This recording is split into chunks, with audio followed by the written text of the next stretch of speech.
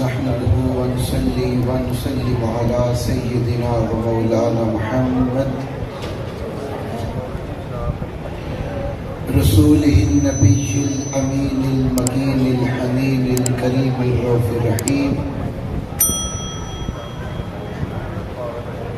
أما بعد، فأعوذ بالله من الشيطان الرجيم. بسم الله الرحمن الرحيم. قل إن كنتم تحبون الله فاتبعوني يحببكم الله. وقال الله تعالى في مقام آخر: ومن يطع الرسول فقد أطاع الله. صدق الله العظيم وبلغنا رسوله النبي الكريم. اللہ رب العزت کا بے پایاں لطف و کرم اور آقا علیہ السلام کے دلان پاک تصدق کہ جس کے وسیلہ خاص سے آج ہم آقا علیہ السلام کی ولادت باسعادت کی نسبت سے منعقدہ اس خوبصورت محفل میلاد میں جمع ہوئے. اللہ رب العزت کی بارگاہ میں دعا کہ اللہ تعالی ہم سب کا آنا بیٹھنا اپنی بارگاہ میں قبول فرمائے. آج کی نشست میں، آج کی محفل میں میں نے پیغام دینے کے لیے قرآن مجید کے دو الگ مقامات آپ کے سامنے تلاوت کی ہیں. ان میں سے پہلے مقام پہ اللہ رب العزت ارشاد فرما رہا کہ قل، اے میرے پیارے حبیب مکرم صلی اللہ علیہ وسلم، آپ ارشاد فرما دیجئے ان کنتم تحبون اللہ، کہ اگر تم لوگ اللہ تعالیٰ کے ساتھ محبت کرنے والے ہو، اس کی ذات کے ساتھ اگر تمہیں محبت کا دعویٰ ہے تو فاتبعونی، تو پھر میری اتباع کرو. اگر تمہیں اللہ تعالیٰ کی ذات کے ساتھ محبت کا دعویٰ ہے، کیونکہ محبت یہ انسان کی ایک کیفیت کا اور ایک جذبے کا نام ہے جس کی ظاہری کوئی فزیکل اپیرنس نہیں ہوتی. یہ دل کا ایک جذبہ ہے کہ انسان کو کسی کے ساتھ محبت ہو تو اس بندے کے علاوہ یا اگر وہ اظہار کر دے کہ تب تک کوئی اور بندہ اس سے باخبر ہوتا نہیں ہے، کیونکہ اس کا تعلق انسان کے باطن کے ساتھ ہے، انسان کے قلب کے ساتھ ہے. اس لیے اللہ تعالیٰ نے فرمایا کہ میرے محبوب مکرم آپ فرما دیجئے ان غلاموں کو کہ ان کنتم تحبون اللہ، اگر تمہیں اللہ رب العزت کی ذات کے ساتھ محبت ہے، اس کی ذات کے ساتھ تمہاری محبت کا دعویٰ، تو اس محبت کا ثبوت اپنے عمل کے ذریعے دو. اور عمل کیا ہے کہ فاتبعونی، پھر تم میری اتباع کرنا شروع کر دو. کیونکہ جب تک وہ محبت فقط محبت رہے گی تب تک وہ جذبہ صرف تمہارے باطن میں موجود رہے گا، اور تمہارے علاوہ یا اللہ اس کے رسول کے علاوہ اور کوئی اس سے باخبر نہیں ہوگا. اگر تم یہ چاہتے کہ تمہارا محبت کا دعویٰ اپنے کمال کو پہنچے اور لوگ اس بات پہ باخبر ہو جائیں، تو پھر فرمایا اس محبت کو عمل کے اندر ڈالو. اور عمل میں ڈالنا یہ کہ فاتبعونی، پھر تم میری اتباع کرو. تو جب محبت کے ساتھ تمہارا عمل بھی شامل ہو جائے گا، اس جذبے کے ساتھ اس کی پریکٹیکل شیپ سامنے آئے گی، پھر یہ تمہارا دعویٰ اور پھر یہ تمہاری محبت اپنے کمال کو پہنچ جائے گی۔ اور جب یہ محبت اپنے کمال کو پہنچے گی، پھر اللہ رب العزت کی بارگاہ سے اس کا ریوارڈ اور اجر آئے گا، اور وہ کیا کہ یحببکم اللہ، پھر اللہ تعالیٰ بھی تم سے محبت کرنے لگ جائے گا۔ سبحان اللہ۔ تو اللہ رب العزت کی محبت کو اللہ رب العزت نے قرآن مجید میں فقط بندہ مومن کی محبت پر موقوف نہیں کیا کہ اگر تم صرف محبت کرو گے، تمہارا زبانی دعویٰ ہوگا، ایک جذبہ اور کیفیت ہوگی، میں اس بنا پر میری بارگاہ سے محبت کا پیغام نہیں آئے گا۔ جب تک اس محبت کے دعوے کے ساتھ تمہارا عمل اس کے مطابق نہ ہوگا، جب تک محبت کے ساتھ اتباع اور اطاعت تمہارے اندر داخل نہیں ہوگی، سمجھ لو کہ تمہارا محبت کا دعویٰ اپنے کمال کو نہیں پہنچا۔ اب ہم آقا علیہ السلام کی محفل میلاد میں بیٹھے ہیں، اب اللہ حاضر کے ہم میں سے ہر ایک کو آقا علیہ السلام کی ذات کے ساتھ محبت کا دعویٰ ہے، عشق اور عقیدت کا دعویٰ ہے، اور یہ اسی کا مظہر ہے کہ ہم لوگ جو محفل میلاد کے اندر آ کے بیٹھے ہیں۔ لیکن جو پیٹرن اللہ اس کے رسول کی بارگاہ سے دیا گیا کہ محبت جب تک محبت رہے اور جب تک فقط کیفیت اور ایک جذبہ رہے، میں تب تک یہ اپنے کمال کو نہیں پہنچتا۔ یہ اپنے کمال کو تب پہنچے گا جب اس محبت کے دعوے کے بعد اس میں اطاعت بھی داخل ہو جائے گی، اس میں تابعداری اور فرما برداری بھی داخل ہو جائے گی۔ اب اس پیٹرن پر دیکھیں کہ ہم میں سے سب لوگ ادھر بیٹھے، ہم میں سے ہر بندے کو آقا علیہ السلام کی ذات کے ساتھ محبت کا دعویٰ ہے۔ اب اس دعوے کے بعد دیکھیے کہ ہم میں سے کتنے لوگ ہیں جو آقا علیہ السلام کی کامل اطاعت کرنے والے ہیں، جو احکامات اور جو شریعت آپ نے ہمیں عطا کی، ہم اس کی کتنی تابعداری کرنے والے ہیں۔ اور اگر ہم اطاعت اور تابعداری میں کمزور ہیں تو پھر سمجھ لیں کہ وہ جو ہمارا محبت کا جذبہ ہے وہ ابھی اپنے کمال کو پہنچا نہیں ہے۔ اب اسی پیٹرن کو، اسی بات کو مزید سمجھانے کے لیے اللہ رب العزت نے قرآن مجید کے اندر ایک اسلوب اختیار کیا۔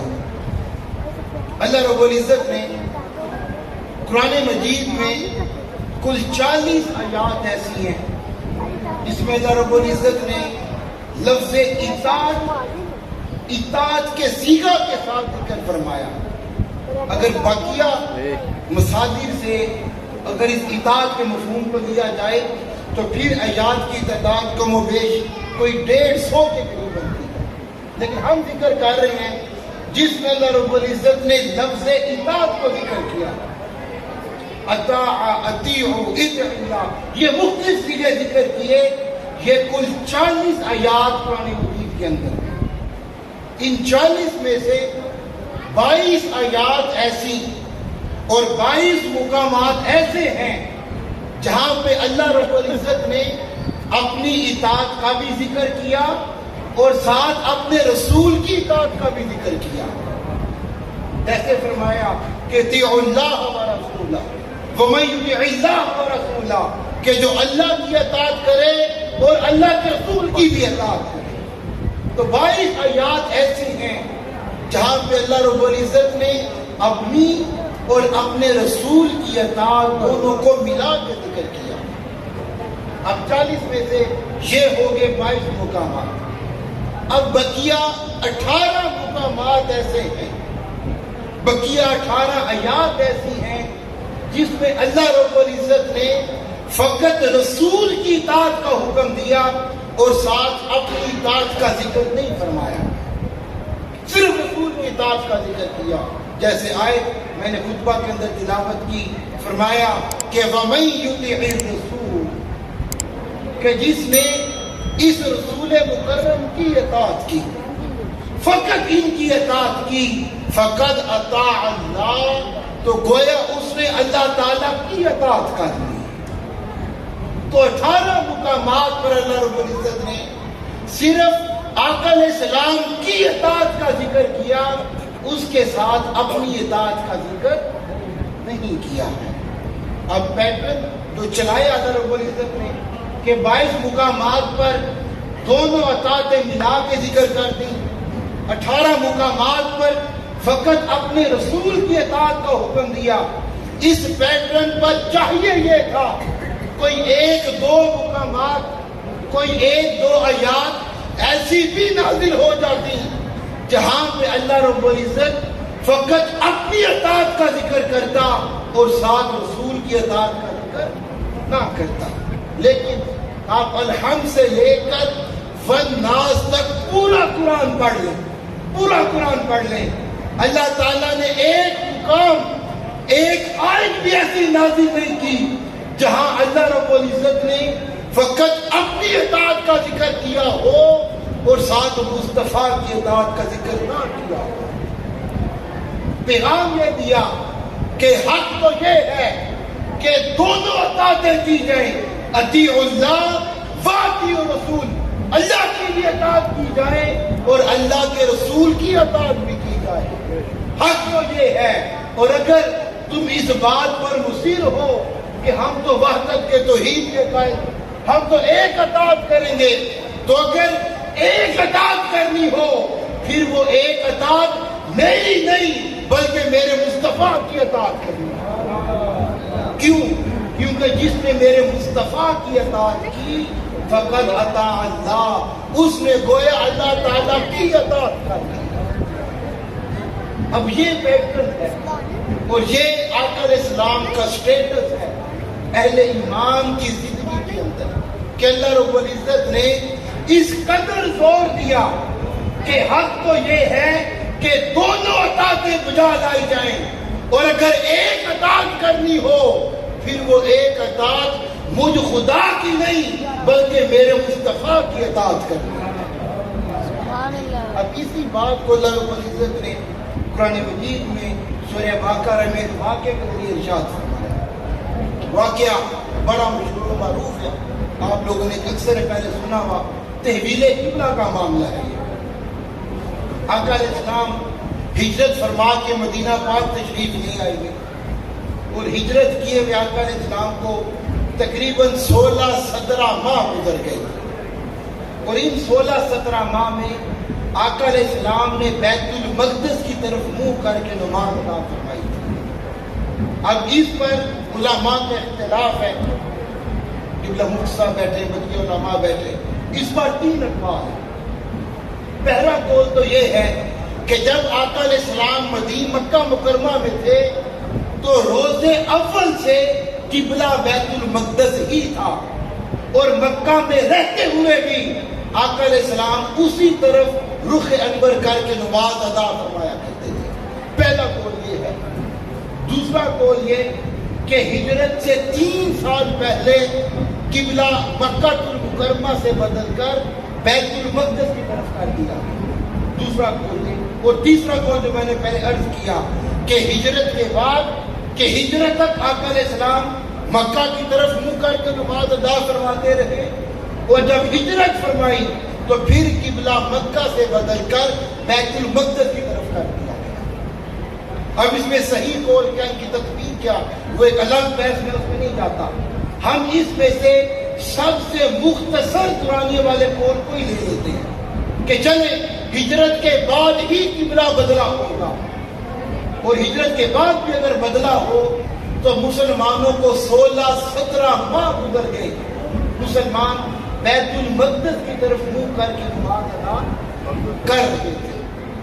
اب مسلمانوں نے ان 16-17 ماہ میں سینکڑوں نہیں ہزاروں نمازیں بیت المقدس کی طرف منہ کر کے ادا فرما لی تھی، اور ہم سب کو پتہ ہے کہ یہ جو تحویل قبلہ کا واقعہ ہے یہ ظہر کی نماز کے اندر واقع ہوا تھا۔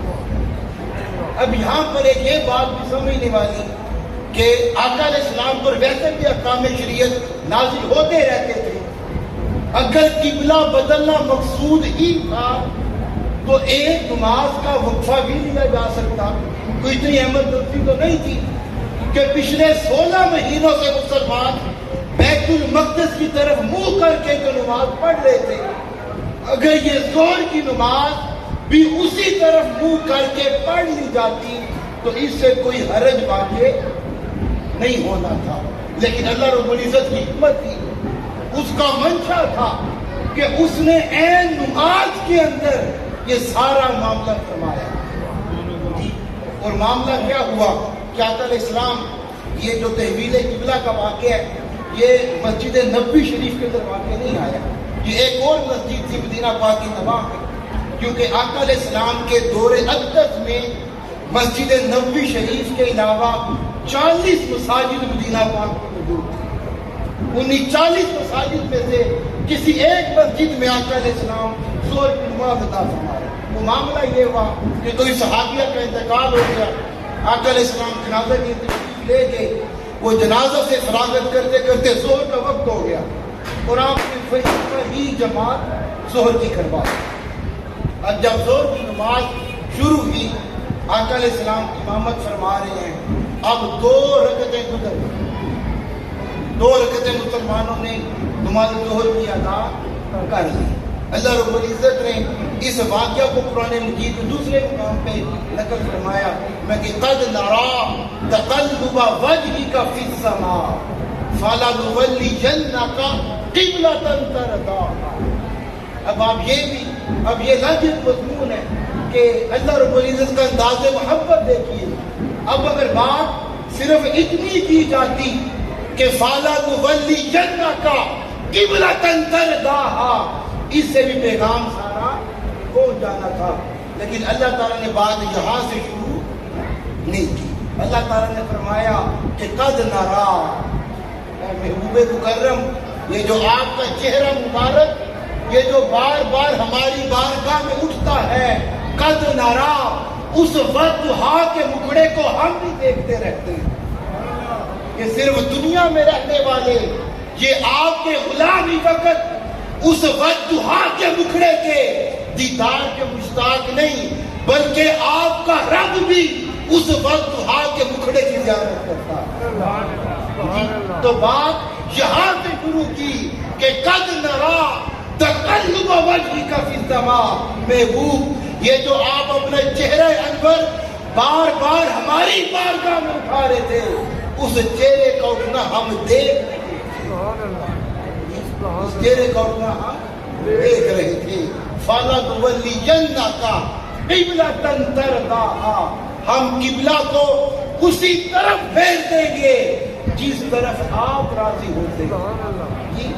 میں کہ ہماری شان تو یہ ہے کہ فَأَيْنَمَا تَوَلُّوا فَثَمَّ وَجْهُ اللَّهِ، کہ جس طرف منہ کرو گے اسی طرف ہی مجھے پالو گے۔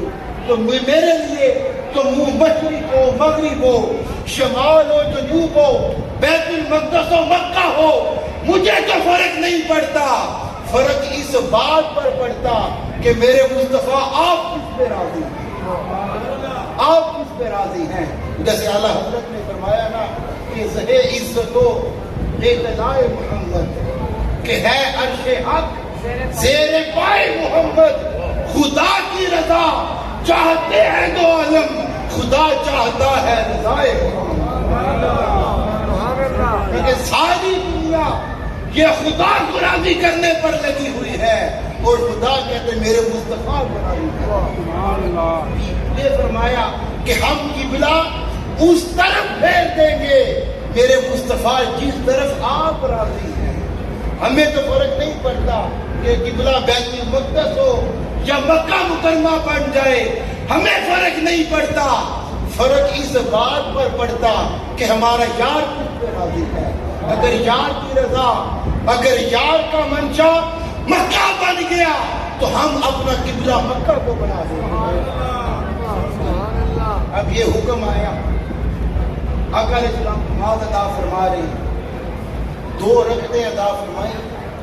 جب یہ حکم آیا تو تو آقا علیہ السلام نے اسی وقت، اب ایکچوئل سٹیٹس یہ ہے کہ اگر آپ مدینہ پاک پہ کھڑے ہوں، اگر میں فرض کریں تو میں ڈائریکشن سمجھاؤں، اگر مدینہ پاک میں کھڑے ہیں، بیت المقدس اگر اس طرف ہے تو مکہ مکرمہ 180 کے اینگل پہ بیک سائڈ پر بنتا ہے، کوئی تھوڑا بھی 50 60 80 90 اینگل کا نہیں، 180 کے اینگل کا ڈیفرنس ہے کہ اگر بیت المقدس اس طرف تو مکہ مکرمہ بالکل الٹی طرف بنتا ہے۔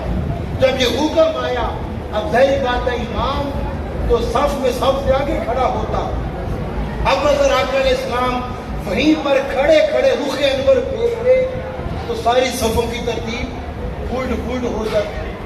اب آقا علیہ السلام وہ صفوں کو کاٹتے ہوئے پیچھے تشریف لے کر آئے، 1 2 3 4 وہ ساری صفیں کراس کی، سب سے آخر میں آئے اور وہاں پہ آ کے اپنا رخ انور بیت المقدس سے مکہ مکرمہ کی طرف لے۔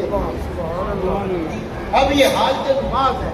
اب اگر آپ اس واقعہ کی ایکچوئل سمجھنا چاہتے ہیں، اس سارے منظر کا سرور لینا چاہتے ہیں، تو اپنے چشم تصور میں ساری کیفیت لے کر آئے کہ آقا علیہ السلام حالت نماز میں اور آپ کی ابتدا میں جب صحابہ کرام نے نماز شروع کی تھی تو قبلہ بیت المقدس تھا۔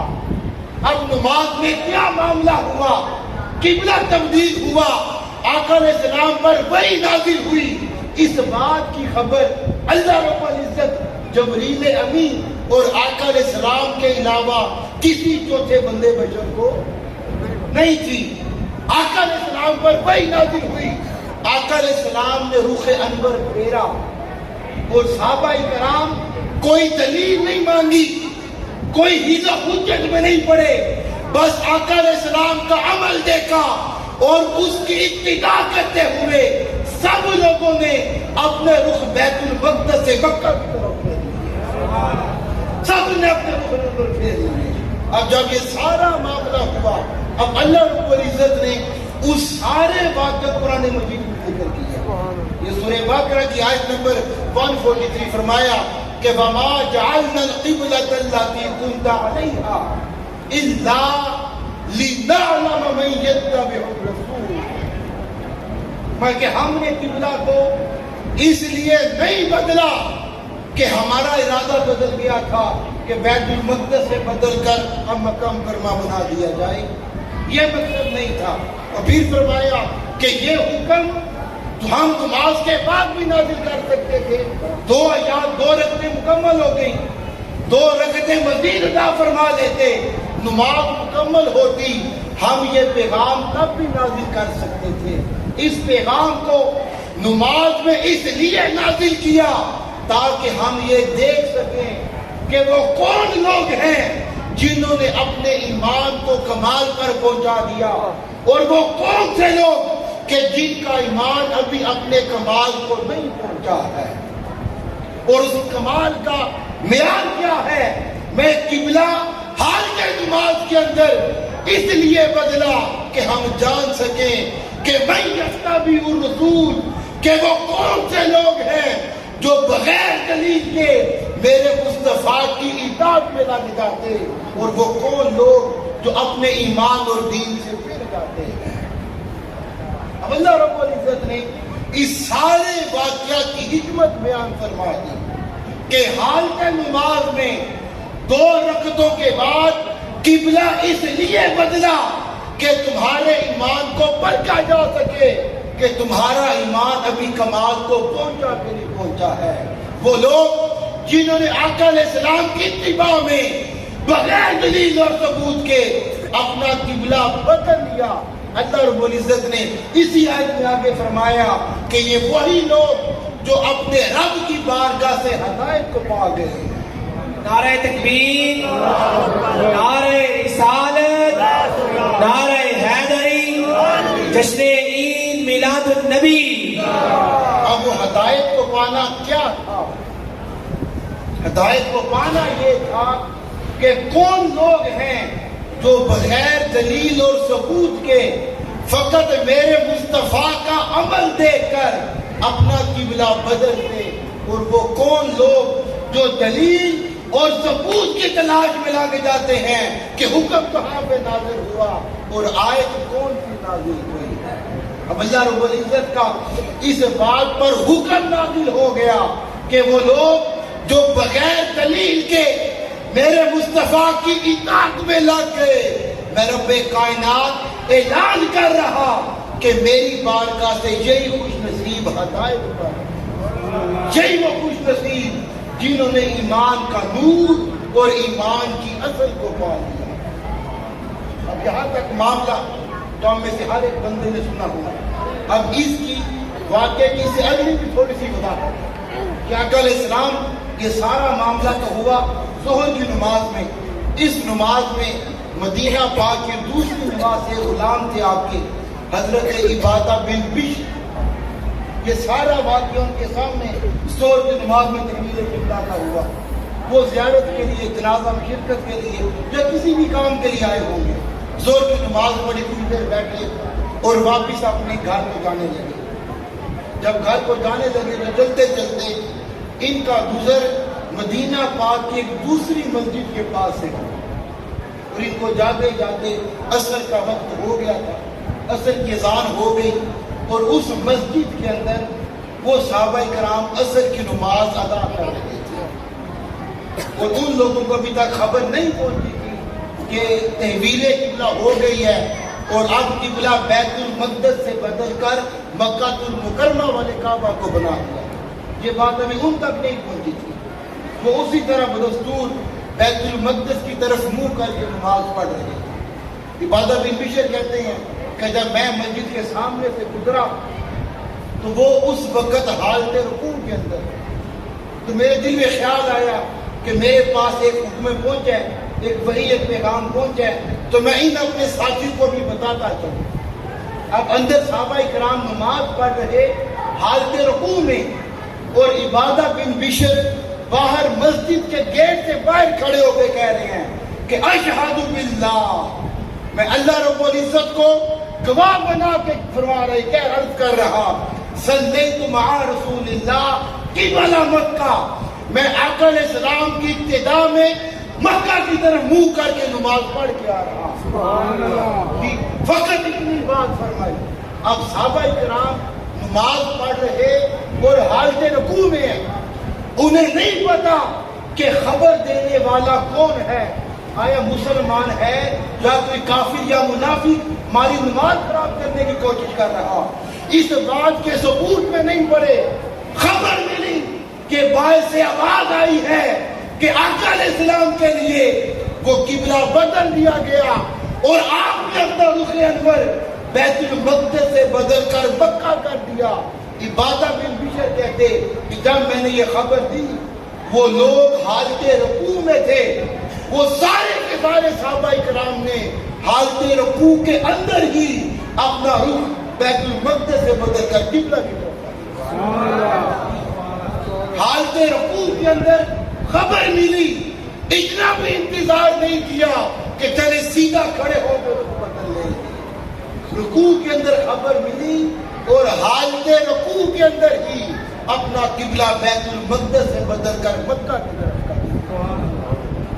اب یہ ہے اطاعت رسول اور اس کی حقیقت اور صحابہ کرام کی سیرت طیبہ سے جو نور ہمیں عطا کیا گیا اور جن کے کردار کو اللہ رب العزت نے قیامت تک آنے والی انسانیت کو ایک رول ماڈل کے طور پر پیش کیا، وہ یہ رول ماڈل تھا کہ آقا علیہ السلام کی اطاعت اور فرما برداری میں وہ اس قدر مستعد تھے کہ حالت رکوع میں خبر ملی ہے، ایک لمحہ بھی انتظار نہیں کیا، چلیں اب قیام کر کے رکوع کر لیا، 2 سجدے کر کے اگلی رکعت میں منہ پھیر لیں گے، یا چلیں یہ نماز تو شروع ہو گئی، اس نماز کو مکمل کر دیا جائے، اگلی نماز میں قبلہ بدل لیں گے.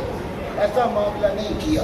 جیسے خبر ملی اسی وقت اس آقا علیہ السلام کے فرمان کی اطاعت کرنا ہے. اور اسی طرح اب آقا علیہ السلام کی تربیت، آپ کی بارگاہ کا فیض، اب صحابہ کرام کی سیرت طیبہ میں اس طرح کے سینکڑوں واقعات کہ جب بھی آقا علیہ السلام کی بارگاہ سے کوئی حکم آ گیا، آپ کی بارگاہ سے کوئی فرمان جاری ہو گیا، تو صحابہ کرام اپنی جان، مال، عزت، آبرو سب کچھ اس حکم پر قربان کرنے کے لیے تیار ہو جاتے ہیں۔ جس طرح ایک بڑا مشہور واقعہ حضرت ابوبکر صدیق رضی اللہ تعالیٰ عنہ کا، آقا علیہ السلام مسجد نبوی شریف میں بیٹھے ہوئے ہیں، ایک غزوہ پہ جانا ہے۔ آقا علیہ السلام نے صرف اتنا اعلان فرمایا کہ میرے غلاموں، اللہ کے دین کو تمہارے اموال کی ضرورت ہے۔ صرف اتنی بات فرمائی کہ اللہ کے دین کو تمہارے اموال کی ضرورت ہے۔ اب کسی صحابی کو اسپیسیفائی نہیں کیا، کوئی سکیل نہیں دیا کہ 2 دن کا راشن رکھ لو بقیہ لے آؤ، یا ضرورت کی چیزیں رکھ لو بقیہ لے آؤ۔ مطلقاً پیغام جاری فرمایا کہ اللہ کے دین کو تمہارے اموال کی ضرورت ہے۔ یہ بات چلتے چلتے حضرت ابوبکر صدیق رضی اللہ تعالیٰ کو آپ کے گھر تک پہنچتی، آپ اپنے گھر تشریف لے کے جاتے اور اپنے گھر میں جو کچھ ساز و سامان موجود تھا، جو کچھ موجود تھا، وہ سارے کا سارا اٹھا کے آقا علیہ السلام کی بارگاہ میں پیش کر دیا۔ اب جب ساری وہ سامان کی حیثیت دیکھی، سامان کا سارا اندازہ لگایا، تو آقا علیہ السلام سمجھ تو گئے تھے، لیکن آنے والی امت کے لیے پیغام دینے کے لیے آقا علیہ السلام نے فرمایا کہ ابو بکر ما ابقیت لأہلک، یہ ابو بکر یہ سارا سامان جو لے کے آئے پیچھے اپنے گھر والوں کے لیے کیا چھوڑ کر آئے؟ انہوں نے کہا یا رسول اللہ ابقیت لہم اللہ و یہ ہے اطاعت رسول میں صحابہ کرام کی کیفیت۔ میں کہ یا رسول اللہ گھر میں جو کچھ موجود تھا وہ سارے کا سارا آپ کی بارگاہ میں پیش کر دیا، اور گھر والوں کے لیے اللہ اس کے رسول کو چھوڑ آیا، اور اس کے علاوہ جو کچھ تھا وہ سارے کا سارا لا کے آپ کی بارگاہ میں پیش کر دیا۔ اب اسی طرح ایک بار آقا علیہ السلام کسی غلام کے پاس گئے ہوئے تھے، گھر گئے ہوئے تھے، وہ ایک کمرہ ٹائپ تھا، کمرہ نما تھا، آپ وہاں بیٹھ کے بات فرما رہے، این ممکن کچھ اور مہمان آئے ہوں گے، مجلس میں داخل ہوئے ہوں گے، مسافہ کیا ہوگا، دعائیں دی ہوں گی۔ آقا علیہ السلام نے حکم دیا کہ بیٹھ جاؤ۔ چند غلام جو کمرے میں جس میں کھڑے تھے انہیں حکم دیا بیٹھ جاؤ۔ اب جب یہ حکم دیا تو عبداللہ بن مسعود اس وقت کمرے میں داخل ہو رہے تھے، اور کیفیت یہ تھی کہ آپ کا ایک پاؤں اس کمرے کے اندر تھا اور دوسرا کمرے سے باہر تھا۔ اب آقا علیہ السلام کا وہ مخاطب بھی نہیں تھے، آپ جو سامنے کھڑے ہوئے انہیں حکم دے رہے تھے، بس زبان مبارک سے نکلا کہ بیٹھ جاؤ۔ عبداللہ بن مسعود اسی جگہ پر بیٹھے، یہ نہیں دیکھا کہ یہ جوتیاں یہاں پڑی ہوئی ہیں، یہ جگہ بیٹھنے والی ہے یا نہیں ہے، بس حکم آیا آقا علیہ السلام کا، اس کی ابتدا میں فوراً وہیں پر بیٹھ گئے۔ جب تھوڑی دیر گزری تو ایک غلام نے آقا علیہ السلام کو توجہ دلائی کہ یا رسول اللہ وہ ابن مسعود وہاں بیٹھے ہیں۔ پھر آپ نے اٹھایا کہ ابن مسعود ادھر کیوں بیٹھے ہو؟ کہا حضور آپ کا حکم تھا بیٹھ جاؤ، تو جب یہ بات میرے کانوں میں پڑی تو میں اسی وقت وہیں پر بیٹھ گیا۔ اب یہ ہے صحابہ کرام کی کیفیت، محبت انہیں بھی تھی اور یقیناً ہم سے زیادہ محبت کرنے والے تھے، لیکن اس محبت کے بعد جو اطاعت اس محبت کا ثبوت دینے والی ہے، اس میں صحابہ کرام کی کیفیت کا یہ عالم تھا، ان کا یہ عالم تھا۔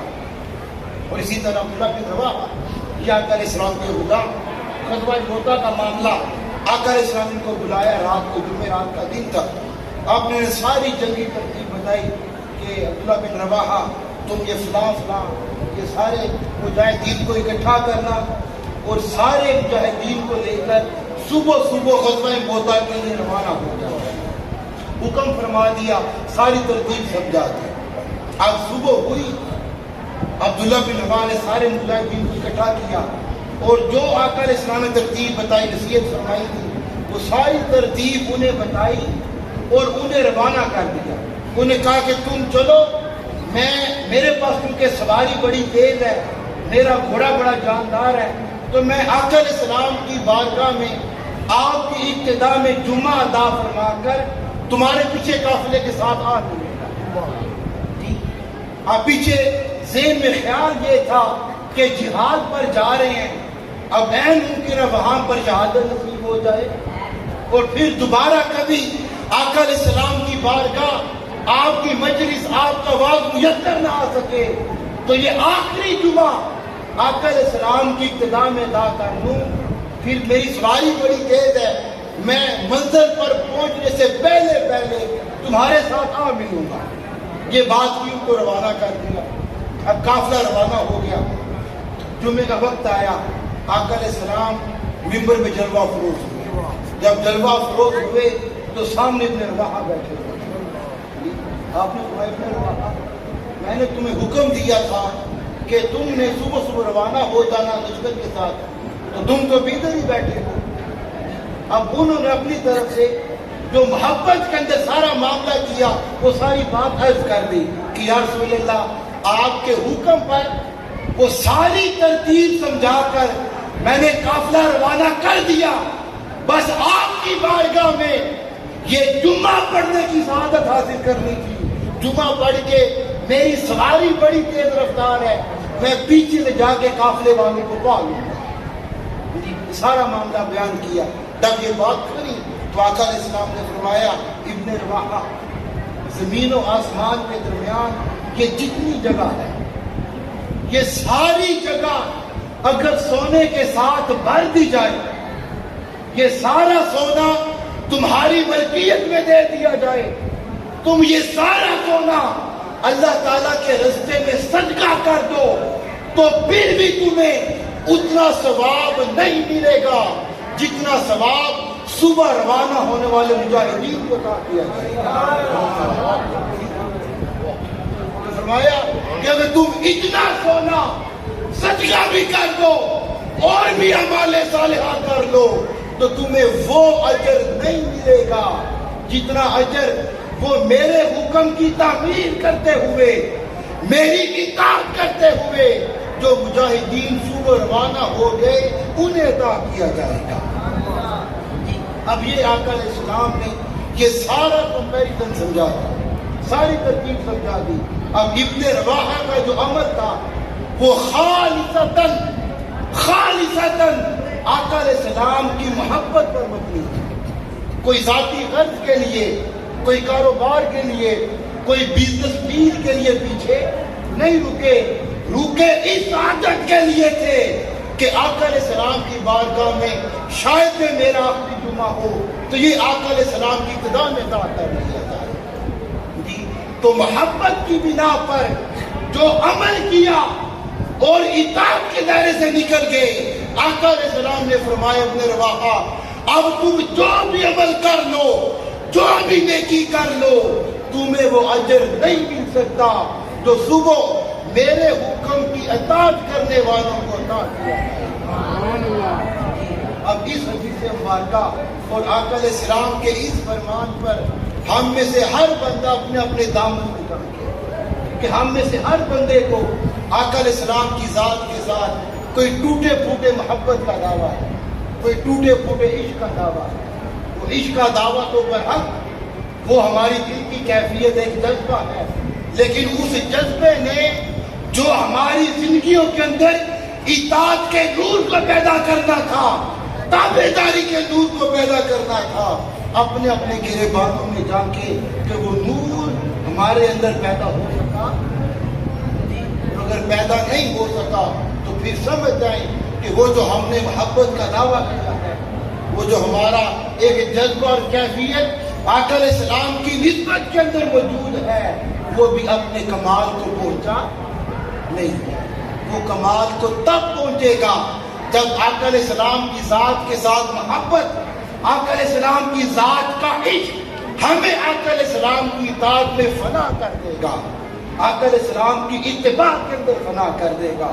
اگر وہ اطاعت اور وہ تابعداری اگر ہمارے اندر پیدا نہیں ہوئی تو جان لیں ابھی ہمیں ہمارے دین کا کمال حاصل نہیں ہوا ہے۔ اور وہ جو آقا علیہ السلام کی بارگاہ میں بیٹھنے والے تھے، ان کا معاملہ تو یہ تھا کہ آقا علیہ السلام کے حکم کو ماننا تو بڑی دور کی بات ہے، وہ تو بڑی بلند بات ہے، وہ تو آقا علیہ السلام کی اداؤں کو بھی اپنی زندگیوں کے اندر تعلیم کرنے والے تھے، آقا علیہ السلام کی سنت کو، آقا علیہ السلام کی پسند کو اپنی زندگیوں کے اندر ڈالنے والے تھے۔ انس بن مالک وہ ایک دن کھانا فرما رہے تو وہ سارے برتن میں سے وہ ڈھونڈ کے وہ کدو شریف کو نکال کے وہ تناول فرما رہے۔ ایک غلام آئے، انہوں نے کہا انس یہ کیا کر رہے ہو؟ یہ کہنے کا مطلب یہ تھا کہ آقا علیہ السلام کی بارگاہ سے جو کھانے کا دعوت کو کچھ اور بتائے گئے ہیں کہ سم اللہ کل بیمینی کل مما یلی، بسم اللہ پڑھ کے کھاؤ، دائیں ہاتھ سے کھاؤ، وہ جو برتن میں سامنے ہے اس میں سے کھایا کرو، تو یہ آپ کیا کر رہے ہیں؟ انہوں نے کہا کہ مجھے خبر ہے کہ سنت طریقہ تو یہی، لیکن میں نے ایک بار دیکھا تھا کہ آقا علیہ السلام اسی طرح برتن میں سے کدو شریف ڈھونڈ کر تناول فرما رہے، تو میں تو بس اپنے آقا کی ادا کو دہرا رہا اور میرا کچھ مطلوب۔ اسی طرح آقا علیہ السلام ایک بار ایک گھر کے پاس سے گزرے، جسے ہمارے ہاں بھی ایک اللہ تعالیٰ جس کو تھوڑی ساری مالی فراخی دے دے، کوئی 4 پیسے آ جائیں تو عموماً لوگوں کو پیسے بچتے نہیں بچتے، وہ پھر سمجھتے ہیں کہ ہمارے کپڑوں سے، ہمارے موبائلوں سے، ہمارے چلنے کے انداز سے، ہماری گاڑیوں، ہمارے گھر، ہر چیز سے وہ ہماری امیری کا مظاہرہ ہونا چاہیے۔ وہ اس طرح بھی لوگ جب گھر بناتے ہیں تو کئی لاکھ اور کروڑ اپنے گھروں کے فرنٹ پر لگا دیتے تاکہ جو بھی بندہ گزرے سے پتہ چلے کسی بڑے امیر کبیر بندے کا گھر ہے۔ ایسی یہ غلام آقا علیہ السلام کا مدینہ پاک میں موجود تھا، کوئی مالی افسردگی آئی، کوئی حالات بہتر ہوئے تو اس نے اپنا گھر تعمیر کیا، اور گھر تعمیر کرتے کرتے اس نے اپنے فرنٹ کو بہت زیادہ رینوویٹ کر دیا، بڑی اس کی تزئین و آرائش کر دی۔ آقا علیہ السلام چند غلاموں کے ساتھ کسی معاملہ کی اس گلی سے گزرے، آپ نے وہ گھر دیکھا تو آپ کو اس میں سے تفاخر کی جھلک نظر آئی کہ یہ کسی بندے نے شاید فخریہ طور پر یا اپنی امیری کا اظہار کرنے کے لیے اتنا پیسہ لگا دیا۔ آپ نے پوچھا یہ کس کا گھر ہے؟ وہ غلام عرض کی یا رسول اللہ یہ فلاں صحابی کا گھر ہے۔ جب یہ بات سنی تو آقا علیہ السلام نے اس پر اظہار ناپسندیدگی فرمایا، یہ نہیں کہ اس کے مالی کو بلایا، اسے ڈانٹا، نو، وہ جو چند غلام ساتھ تھے ان کے سامنے اظہار ناپسندیدگی فرمایا اور آگے چل پڑے۔ اب وہ جو غلام آقا علیہ السلام کے ساتھ تھے وہ بعد میں اس صحابی کے پاس آئے اور اسے کہا کہ آقا علیہ السلام تمہارے گھر کے پاس سے گزرے تھے، آقا علیہ السلام کو یہ تمہارا گھر، یہ اتنی سجاوٹ، اتنا دکھلاوا آقا علیہ السلام کو پسند نہیں ہے۔ جی آقا علیہ السلام کو یہ نہیں فرمایا کہ حکم دیا اسے گرا دو یا حکم دیا اسے تبدیل کر دو، صرف اتنی بات عرض کی کہ یہ سارا معاملہ آقا علیہ السلام کو پسند نہیں آیا۔ جب یہ خبر ملی کہ آقا علیہ السلام کو پسند نہیں آیا، اس نے اسی وقت وہ کدال پکڑی اور وہ مار مار کے وہ سارا تعمیر کیا ہوا گھر اس کو ملبے کا ڈھیر بنا دیا۔ اب چند دن کے بعد آقا علیہ السلام اپنی ترتیب میں اسی گلی سے دوبارہ گزرے، وہ دیکھا کہ یہ جو چند دن پہلے اتنا عالی شان گھر تھا یہ اب سارا ملبے کا ڈھیر بنا ہوا۔